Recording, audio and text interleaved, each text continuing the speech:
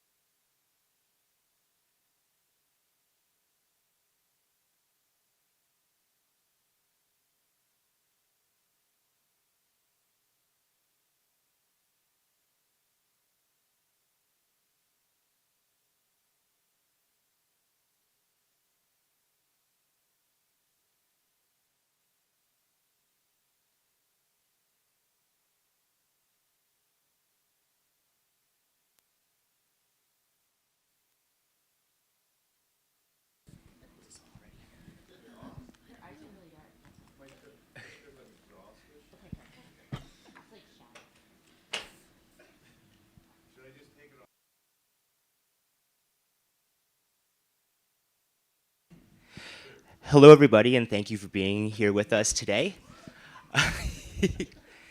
That's our wonderful chef de mission right there. Before we get started, I would like to acknowledge the land we gather on is the ancestral land of the Mi'kmaq, and we respect the Mi'kmaq as the indigenous people of PEI. Now to introduce the table. We have Ken Anderson, who is the head coach of Team Yukon's hockey team. We have Team Yukon chef de mission, Trevor Torticlub. And in the middle, we have Gavin Mckenna, who just broke the Canada Games record for points with 29. For the reporters in the room, everybody is going to get one question plus a follow-up question. We're going to start with the reporters that are in the room, and then we will go to the reporters online.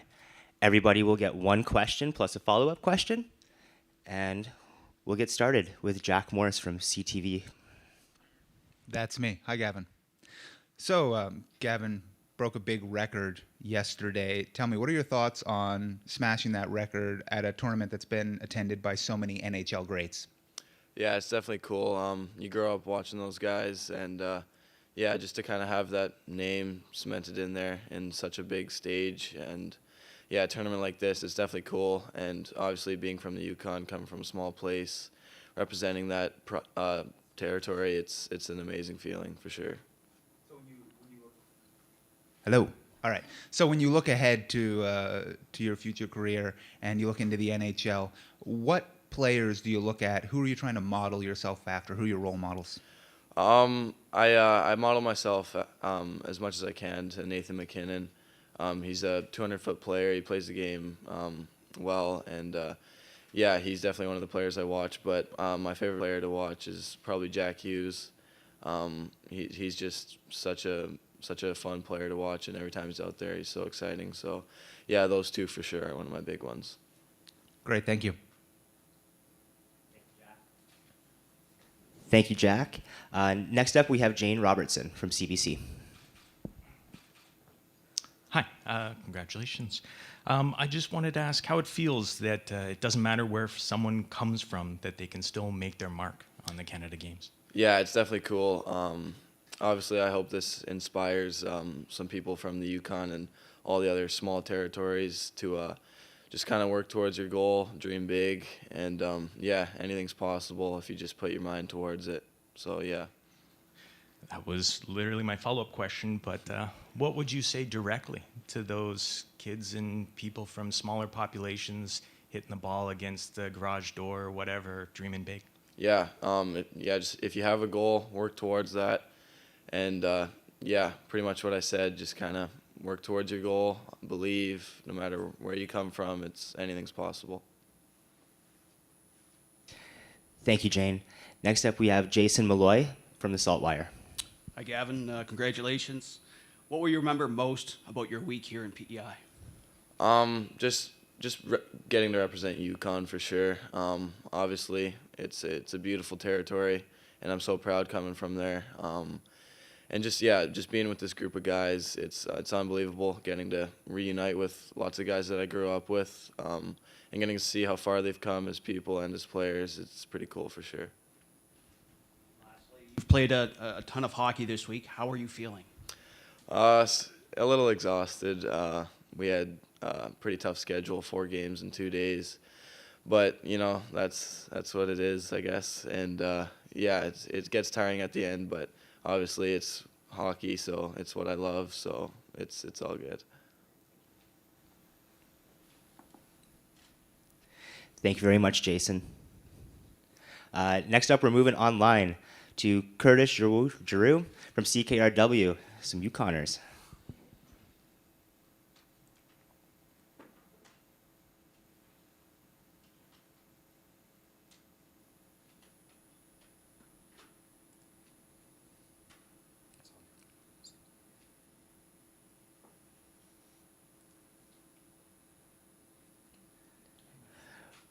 Okay, Curtis, if you come back on, we'll come back to you. We'll move to Dana Hatherley, Yukon News. Hi. Can you describe the top moment of the tournament for you? I'd say playing against PEI. Obviously, we had 2 wins going into that game, So, and we knew if we got that third win, we would be through to the pool, and that was our goal going into the tournament. And yeah, obviously the hometown crowd there watching us, and just to get that empty netter goal when we knew we kind of were going through, that was an amazing feeling. And yeah, it was definitely a cool thing for sure, knowing that we kind of set history there, first ever UConn team to make it through. It was awesome. And how would you describe your leadership on and off the ice throughout the tournament? Maybe that's a question for you and Coach.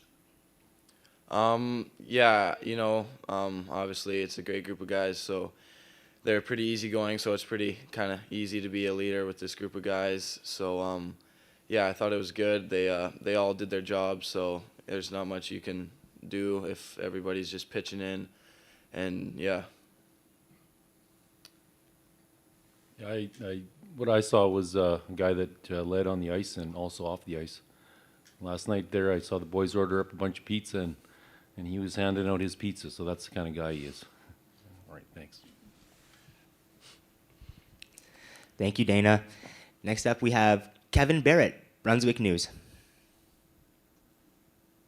Good morning. You mentioned that you like to model yourself after Nathan McKinnon in Halifax, and Halifax is a nice segue, I guess.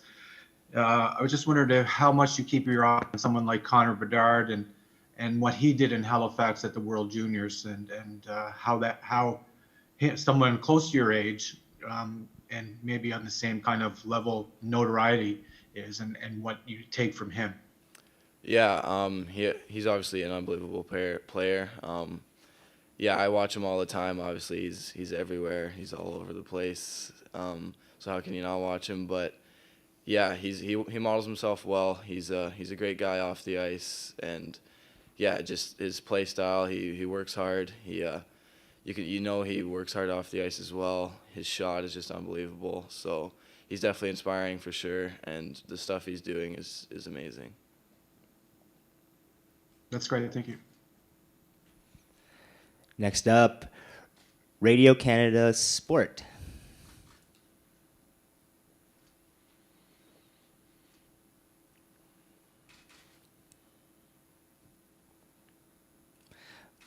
Okay, we'll come back to you if you have a question. Next up is CBC TV.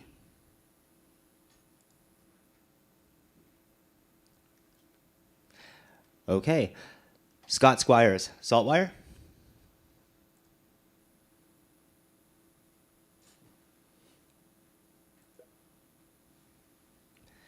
Okay, and then Ryan Ross.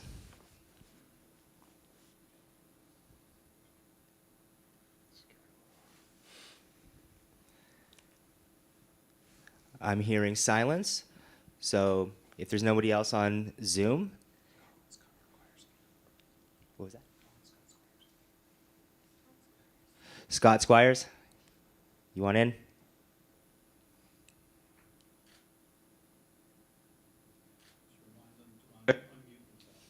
Don't forget to unmute. Thank you very much, Gavin. Congratulations. Hockey question, but what's your game day meal and why? I don't really have a meal, but usually when I'm at home, I like to get just rice and chicken, and then maybe throw some broccoli in there, and no real reason, just kind of, yeah, no real reason.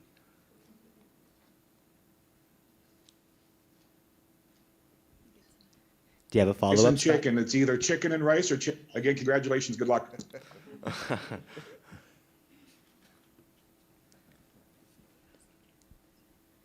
Is there anybody else online that we missed or that didn't get to ask a question?